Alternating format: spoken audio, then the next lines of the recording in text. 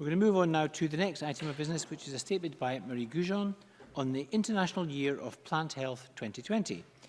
The Minister will take questions. If members wish to ask a question at the end of the statement, please press your request to speak buttons as soon as possible. And I call on the Minister. Presiding Officer, I'm delighted to have the opportunity to set out the plans we have to mark and celebrate International Year of Plant Health in 2020.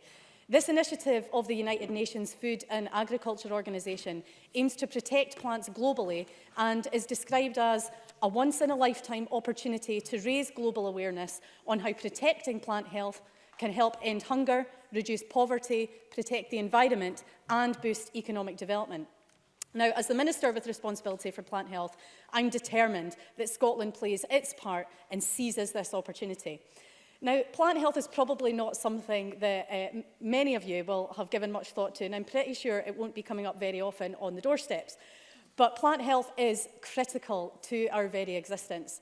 It's a fundamental building block for our economy, and it's crucial to the environment and biodiversity. Quite simply, plant health matters.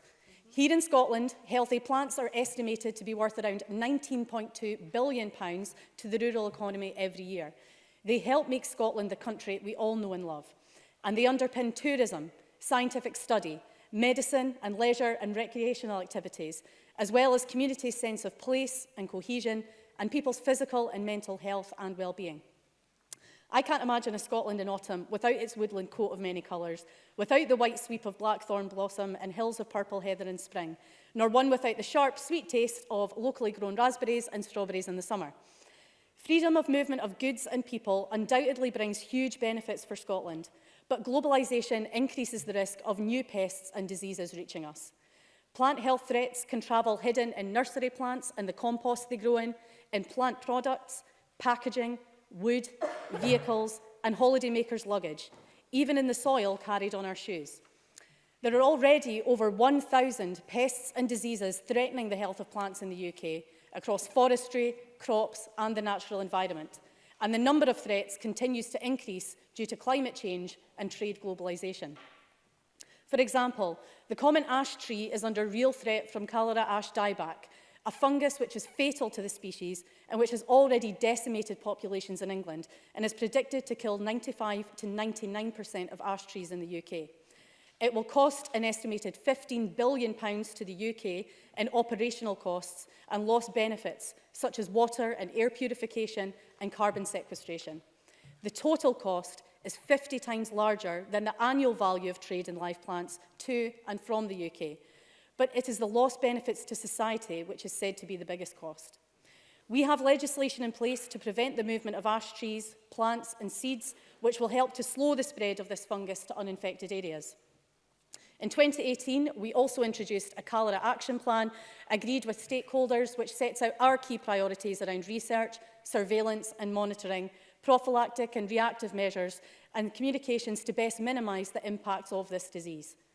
However, there is a glimmer of hope on the horizon with the news just yesterday that a study has identified the genes which give trees resistance to the disease, which, while it won't help those trees which are currently affected, could help future populations. Likewise, there is a real threat of an outbreak of the bacterium Xylella, which has over 560 identified host species and is decimating crops in parts of Europe. If it arrives in Scotland, it will have a devastating impact on our trade in plants and trees and our wider environment, creating economic loss in the process. And only just last week, here in Scotland, experts were advising that potato cyst nematode, an ongoing concern due to its longevity in the soil once introduced. This could potentially wipe out our seed potato industry by 2025 if the rate of land lost to this pathogen continues at its current rate. We test all soils being used to produce seed potatoes for this pathogen, but we need to work collaboratively with industry and researchers to find a sustainable solution to protect this industry. We must continue to invest in science, research, monitoring and testing, but we must all play our part in minimising and mitigating the risks to plant health, not least as part of our fight against climate change. Presiding Officer, we simply cannot afford to do nothing, not least because plants and trees are our greatest allies in the fight against climate change. As nature's barometers, they tell us so much about the world and our own changing temperatures, and will help us adapt to climate change and to mitigate it by sequestering and storing greenhouse gases.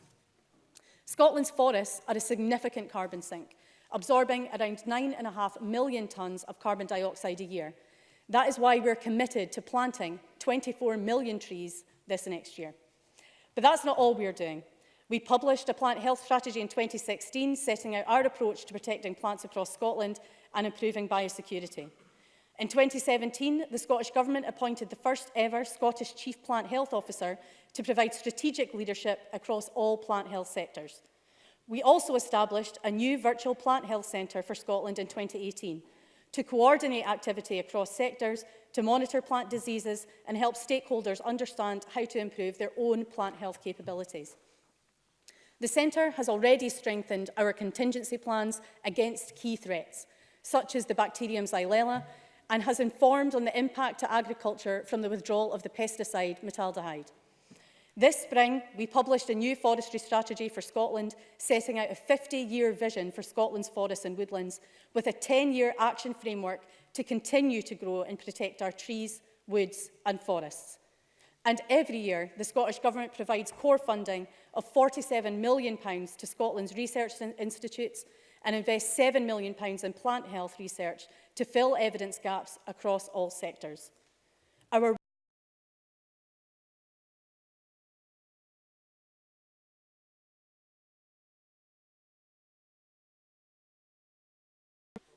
We will use International Year of Plant Health to showcase our role as part of a vibrant international research community.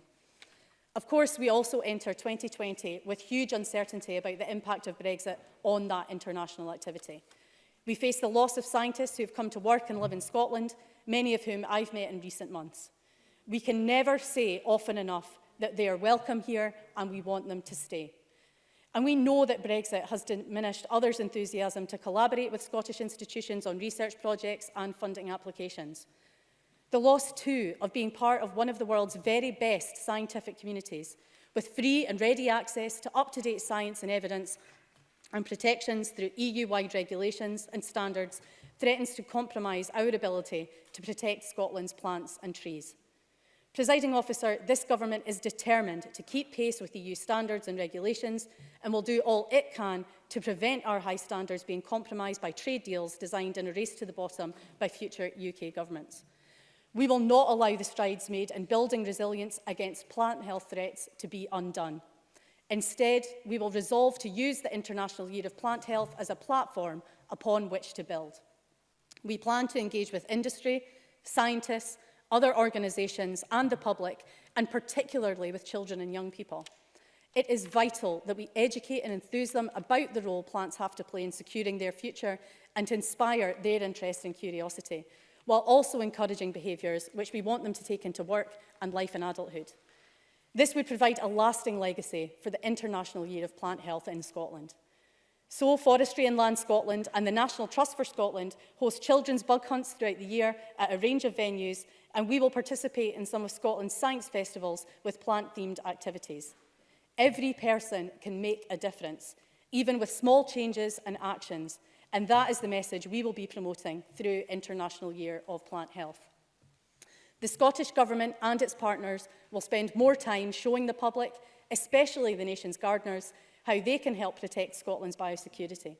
We will therefore join forces with the Royal Botanic Gardens in Edinburgh to help celebrate its 350th year in 2020 with a year-long biosecurity exhibition in the John Hope Gateway.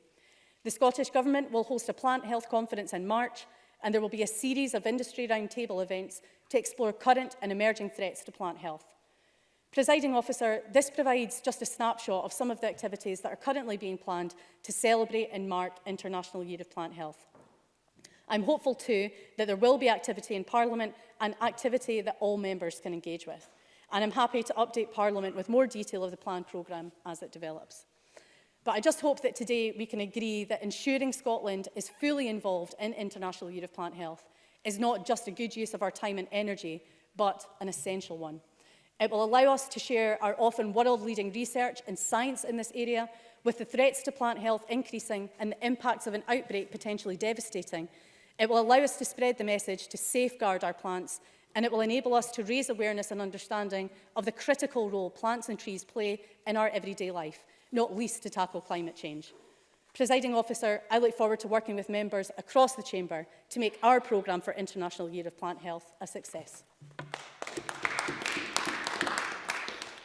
Thank you very much. The Minister will now take questions. Finlay Carson to be followed by Claudia Beamish. Thank you, Presiding Officer, and I'd like to thank the Minister for early sight of her statement, and I welcome the opportunity we all have in 2020 to celebrate the Year of Plant Health and raise awareness of the importance of plant health to the economy and indeed the natural environment and biodiversity of Scotland. Particularly now when the State of Nature 2019 reported that of the 6,413 species found in Scotland, 11% are currently threatened with extinction, highlighting that Scotland's wildlife has declined substantially in the recent decades. Data is very, very important, but I do question the priority this government places on research and data collection, given that last year, Aileen Wilson, the chair of the Scottish Biodiversity Information Forum, urged the Scottish Government to establish integrated local and national structures for collecting, analysing and sharing biological data to inform decision-making processes to benefit biodiversity. But as we heard in the Clare Committee back in September, there remains real concerns over the lack of funding. Aileen Wilson, a year on, stated, "We've heard brilliant words that are not often backed up with sufficient sustainable funding that would take the pressure off the network." Can the Minister give us assurance that this statement we've heard today just isn't about brilliant words, but ensures that we have the funding and a national data collection structure in place to ensure we have accurate data available in order to make the best interventions to safeguard plant health and in turn tackle our biodiversity emergency? Minister. I would agree. I mean, the member is absolutely right in terms of we are in a biodiversity emergency, and I don't think I need to explain to anybody in this chamber just what an emergency we're in and the kind of situation that we face. I mean, together with the State of Nature report, we also had the IPBES report earlier in the year, which states that about 1 million species are expected to become extinct if we don't take action now to tackle both climate change and biodiversity, because the two, of course, are intrinsically linked. I mean, that is why we do put such an emphasis. I took a question from the member about invasive non-native species in portfolio questions a couple of weeks ago. That's why we do put such a focus on tackling things such as invasive non-native species. And again, as the member raised, the research element of that is so vitally important. I visited forestry research just recently to hear about the work that they do. And that's where the Plant Health Centre and some of the work that I talked about in my statement today, they're so vitally important. And we're really leading the way in that, because that brings together the scientific community to really look at what our needs are in terms of research so that we can prioritise and continue to be the world leaders that I believe that we are. Claudia Beamish to be followed by Gail Ross. Thank you, Presiding Officer, and I thank the Minister for prior sight of the statement and welcome the UNFAO's ambition and the International Year of Plant Health. I agree with the Minister that these are very significant issues both here and abroad, and protecting our plant health means resilience in itself, which is also imperative in securing the right to food for all and so much more. In our increasingly globalised world, what measures is the government taking to improve action on biosecurity specifically across all departments and levels of government? And the Brexit limiting of our cooperative research and science projects would be a terrible loss. So could you give a bit more detail about the arrangements that are being taken to address the potential gap in funding and research placements, specifically for the long-term vision, which is so important looking at ecological issues? And is there also a need to look further at the provenance of our native species and work to develop resilient strains of native seeds in the face of disease and climate change? How is the government supporting farmers and crofters to adopt best practice methods of nature-friendly farming? And will this be a consideration in the Agriculture Bill? Thank you. Minister.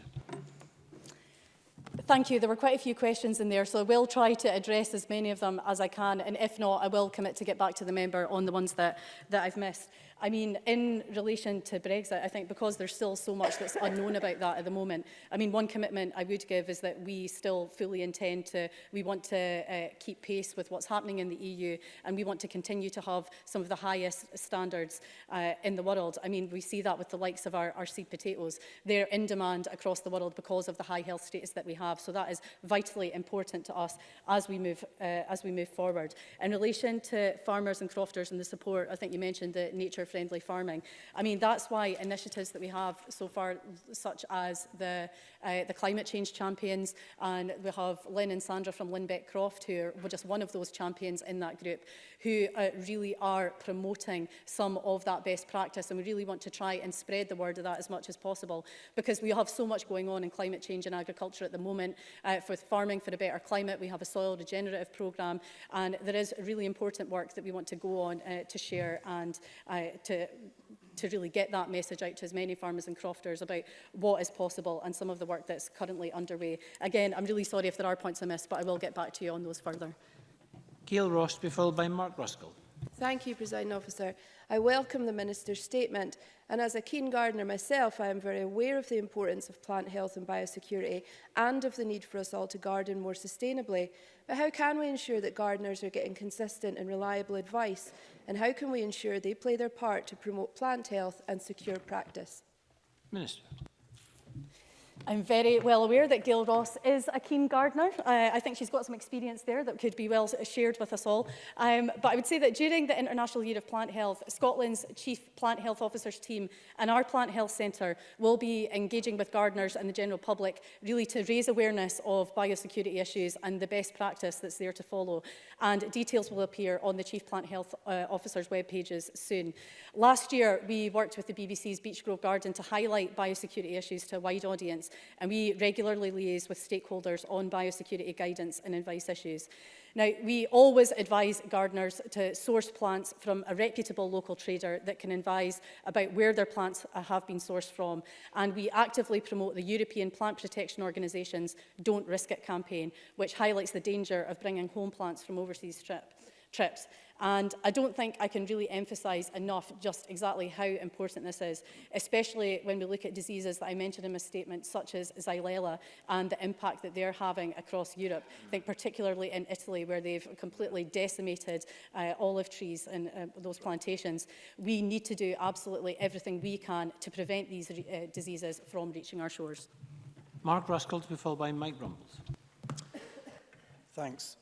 The Minister mentions the excellent work of the James Hutton Institute, but given the loss of international collaborations and funding post-Brexit, and also the urgent need for a climate emergency budget in Scotland, what consideration is being given to restoring the funding support to the James Hutton Institute?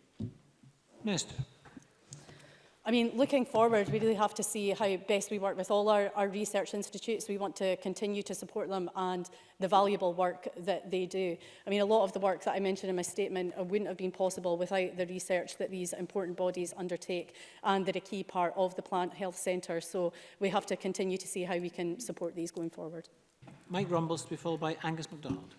That's the point I want to press the Minister on, because with Brexit we faced a loss of expert scientists who have come to work here, and it threatens to and she said it threatens to compromise our ability to protect Scotland's plants and trees. But how exactly is the Minister planning? I'd like to know how exactly she's planning to tackle this problem, because it is a problem for us. Minister.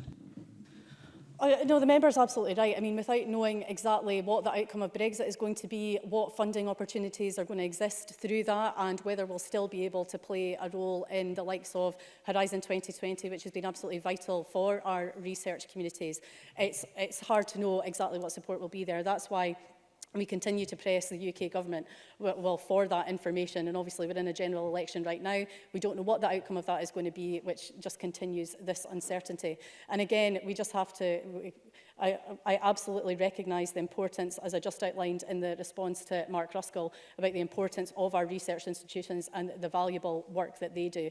And that is why we have a close relationship with them, and we will continue working with them to see how we can maintain that and continue to fund them going forward. Angus MacDonald, to be followed by Rachel Hamilton. the Minister will be aware of the threat posed to oak trees from the oak processionary moth. Can she advise if we have had any instances in Scotland and how concerned the Government is about this threat? Minister. Thank you. Now, oak processionary moth is a particular risk, but it's more of an animal and plant health risk because of the serious skin irritations and allergic reactions that it can cause. Now, Scotland is part of the United Kingdom oak processionary moth protected zone, and in July this year, following the introduction of oak processionary moth infested trees into England, the Scottish Government further strengthened protection by introducing emergency measures, which has restricted the movement of larger oak trees deemed the highest risk of OPM. Now, similar legislation was introduced throughout the UK. Scottish Government officials are working with other parts of the UK to share intelligence on the scale and distribution of trees imported into the UK, and our inspectors are investigating all Scottish sites where suspect trees have been planted since September 2018. But I can confirm to the member that Scotland has had 6 positive findings. The trees infested have been destroyed, and Scottish Government inspectors have visited 157 sites in total to inspect for oak processionary moth. And as a precautionary measure, pheromone traps were deployed at each of the positive sites, but all of those tested negative for OPM. Rachel Hamilton, to be followed by Jenny Gilruth. Thank you, Presiding Officer. The Scotland and North of England high-grade seed potato industry is worth 100 million to the British economy. Just 2 of the top 15 Scottish varieties of seed potatoes currently grown are resistant to the pallida species of potato cyst nematode. Can I ask the Minister what the Scottish Government is doing to support Scotland's leading agricultural research units, in particular the Soil Association Scotland-led Rural Innovation Support Service, who are discussing the latest research on PCN, and will she commit to exploring successful projects in Germany where cases of PCN have been greatly reduced, of which could be of huge benefit to the Scottish seed potato industry? Minister.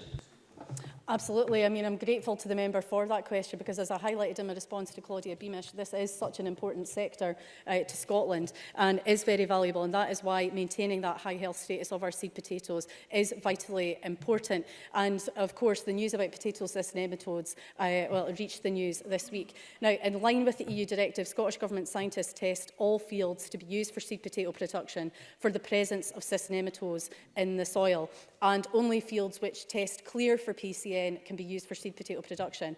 Our research partners, the James Hutton Institute and Scotland's Rural College, undertake research on control strategies, including breeding for resistance to nematodes. And Scotland's Plant Health Centre is working with stakeholders to determine why the problem is increasing and likely future scenarios to inform the industry. Through the Rural Innovation Support Service, a consortium is working to develop innovative control strategies to safeguard the long-term future of our potato industry. And as part of the International Year of Plant Health, one ministerial roundtable event with industry will focus on the threat to Scotland from nematode pests, including PCN. And I wasn't aware of that example that the member raised about what's happening, I think it was in Germany. But of course, I think if there are strategies that are being put in place in other countries, then we have to, of course, look to that and see if that is something that we can learn from. But we do not take these threats lightly, and work is continuing to tackle these problems. Jenny Gilruth, to be followed by Sarah Boyack. Thank you, Presiding Officer. This summer I joined members of Markinch Heritage Group and volunteers from the Fife Coast and Countryside Trust to help tackle the issue of Himalayan balsam. Given the Minister's awareness of the devastating effect on local biodiversity that invasive species can have, could she set out how we can increase awareness for local groups and the wider public of such species? And will she join me in commending groups like Markinch Heritage Group in my constituency who help to manage the biodiversity of our countryside? Minister. I absolutely do commend those groups because Jenny Gilruth raises such an important point about invasive non-native species. As I said in my response to Finlay Carson, they're one of the biggest threats to our biodiversity. And I think you get more of a sense of the scale of the problem when you look at the financial impact that it has. I think I mentioned this in portfolio questions as well a couple of weeks ago, but it's worth repeating it again because invasive species cost us in the region of £250 million a year in Scotland. So the involvement of communities and local groups is absolutely vital if we we ever hope to try and get on top of and tackle this problem. I visited the Scottish Invasive Species Initiative, which is a 4-year project, to see some of the work that they do in my own constituency on the River South Esk. And figures from that project show that 342 volunteers took part, 736 kilometres of giant hogweed was treated, and 195 volunteers helped to monitor mink rafts. So again, community involvement and volunteer work here is vital, and I absolutely commend the work of those groups of volunteers in Jenny Gilruth's constituency, as well as in my own and across Scotland, for the work that they do, because we really depend on them to be the eyes and ears for invasive species spread in their own local communities. The member is also right to ask what more we can do to raise awareness and ensure that more people are aware. Scottish Natural Heritage leads on tackling invasive non-native species like Himalayan balsam, and SNH will work with the Plant Health Centre to raise awareness of the issues across networks and among groups to encourage more people to get involved, to minimise the threat to our native plants. And I'll give more thought to that as we go into International Year for Plant Health and explore what more can be done with our lead agencies in that regard. Sarah Boyack. How is the government working with farmers and crofters to secure a reduction in reliance on pesticides and artificial fertilisers, given that pollution and agricultural intensification are identified as key drivers of the nature emergency, and that fertilisers also contribute to climate change? And what support and education is being made available to local communities on those issues who are involved in gardening and the management of our urban environment to ensure plant health and biodiversity? Minister. I thank the member for that question. Now, in relation to what we are doing to encourage a reduction in the use of pesticides, the Scottish Government considers that pesticides should be authorised where the available scientific evidence shows that they do not pose unacceptable risks to human health, animals and the environment. The Scottish Government promotes a targeted approach to pesticide use, integrated pest management, which enables farmers to protect their crops using a full range of measures, with pesticides being used as sparingly as possible, is already promoted through strategies such as the Pesticides National Action Plan, and we'll continue to work with land managers to further reduce reliance on pesticides, as it's been outlined recently in our programme for government. In relation, I think there was another part to that question there which I didn't quite pick up at the end, but I will contact the member with that information. Rona Mackay. Thank you, Presiding Officer. Could the Minister expand on the role of the first ever Scottish Chief Plant Health Officer? Minister. This was a role which we had newly put into place, and I think it shows the value that we place on the importance of plant health, the fact that we created this post, and the fact that we also have the virtual Plant Health Centre. Again, as I outlined in my response previously, the Plant Health Centre really brings together all key stakeholders and researchers so that we really are at the forefront of tackling plant health issues in Scotland. And Peter Chapman. Thank you, Presiding Officer. Given the failure of the Scottish Government to forward plan, can the Minister confirm that there is a shortage of young trees in nurseries to achieve our target of 12,000 hectares of new forestry planting next year? And are we therefore in danger of importing disease on young trees from abroad? Minister.